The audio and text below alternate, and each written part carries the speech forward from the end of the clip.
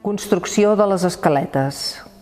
Obres de la construcció de les escales d'accés a l'estació pel maig de l'any 1945.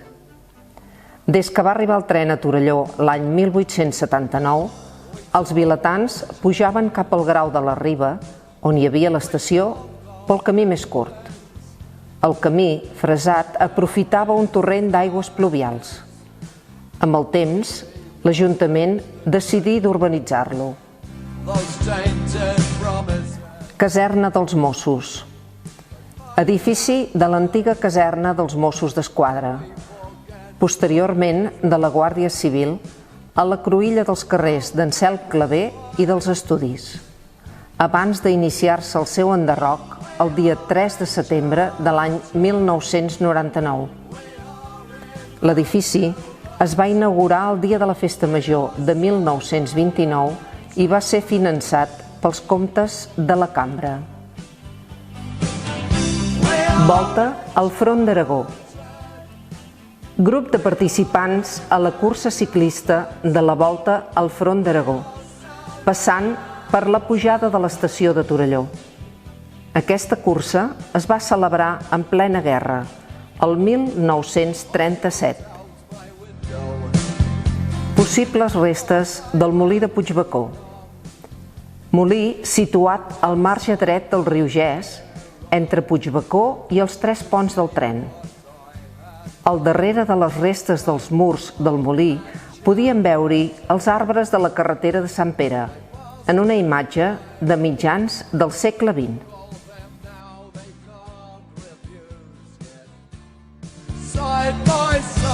Tertúlia de cafè. Tertúlia al Cafè de Can Pietx, al carrer Sant Miquel, amb Ramon Vinyeta, Àngel Rusquer, Ramon Vergés, Plàcid Nofre, Pere Dalmau amb Paret del Cafè, Joan Serra i Antoni Prat. Carnaval de terra endins. Una cabreta amb joves disfressats al Carnaval de 1983. Ignasi Riera Corcoll al volant.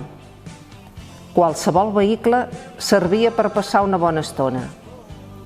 La disfressa, inspirada en la colla de brètols de la pel·lícula de Stanley Kubrick, La naranja mecànica.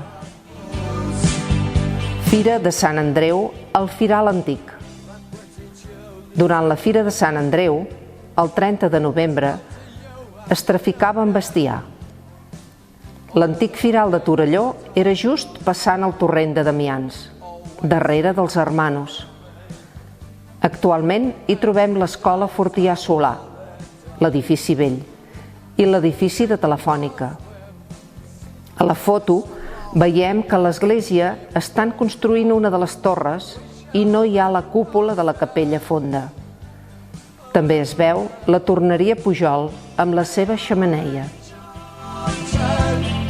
Teatre Sirvianum.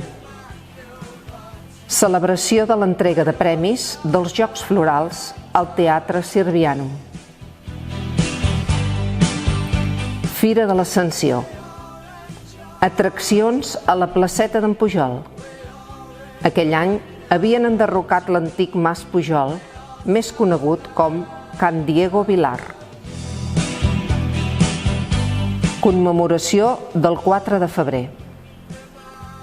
Acte de commemoració del 4 de febrer amb la benedicció de la placa amb els noms dels Caídos por Dios i Espanya, a la façana de l'església parroquial de Sant Feliu.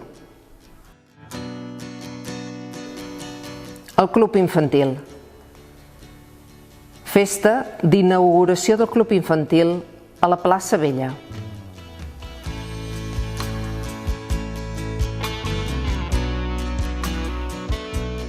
Fira de l'Ascensió o de Primavera a la plaça Vella. Una coneguda botiga de bicicletes i motocicletes exposava el seu producte sota les voltes del recinte on exposaven les indústries locals. La marca Derby de Rabassa estava en un moment esplèndid.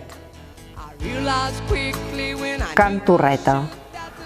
Entrada d'una de les naus de la torneria mecànica Pujol, Can Torreta, al carrer Enric Prat de la Riba, cantonada amb el Call de la Torrentera. Aquesta nau es va construir l'any 1953, l'any del centenari de l'empresa. La imatge és del dia 27 de desembre de 1997, quan l'empresa ja havia deixat de funcionar. Puig de les Tres Creus. Imatge de la inauguració i benedicció de les Tres Creus. Obra de l'arquitecte Josep Maria Periques i Morros, amb motiu de les festes constantinianes de l'any 1913. Cal observar la poca vegetació de l'entorn i la indumentària d'hivern dels torellonencs i torellonenques.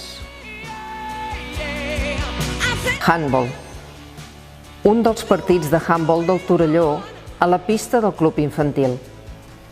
Actualment, sala de lectura de la Biblioteca Dos Rius. Correspon a una primera etapa gloriosa del club.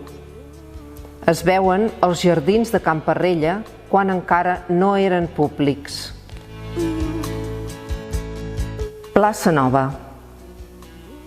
La Plaça Nova, a principis del segle XX, quan era terreny particular del Mas Codolosa o Lliça i encara no s'havia construït l'edifici de l'escola dominical. Quan s'urbanitzava, se l'anomenava Plaça Nova. Als anys 30, Plaça de Catalunya. Entre els anys 1939 i 1979, Plaza del Caudillo. I actualment, de nou, Plaça Nova. Construcció dels Sagrats Cors. Edifici de l'Hospital i Col·legi dels Sagrats Cors en construcció. Al costat de la casa del Mas Damians, avui desaparegut. Era una de les darreres obres de Regiones Devastadas. Al final, es quedà només com a col·legi. També veiem a mà esquerra les primeres cases del carrer Damians. Vista parcial de Torelló.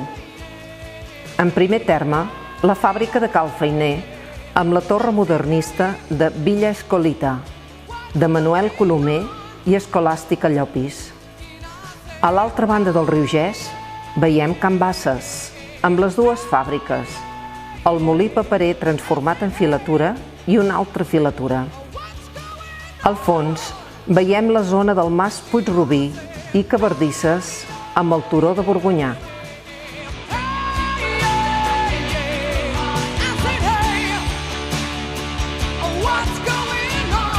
Palanca provisional.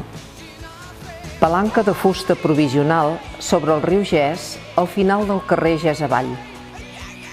Aquesta palanca provisional substituïa l'antiga passarel·la de ferro que fou col·locada l'any 1893 i va ser arrossegada per la riuada de l'octubre de 1919.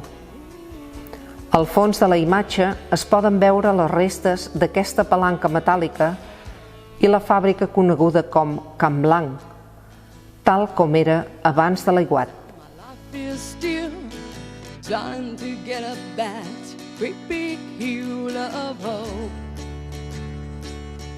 For a destination.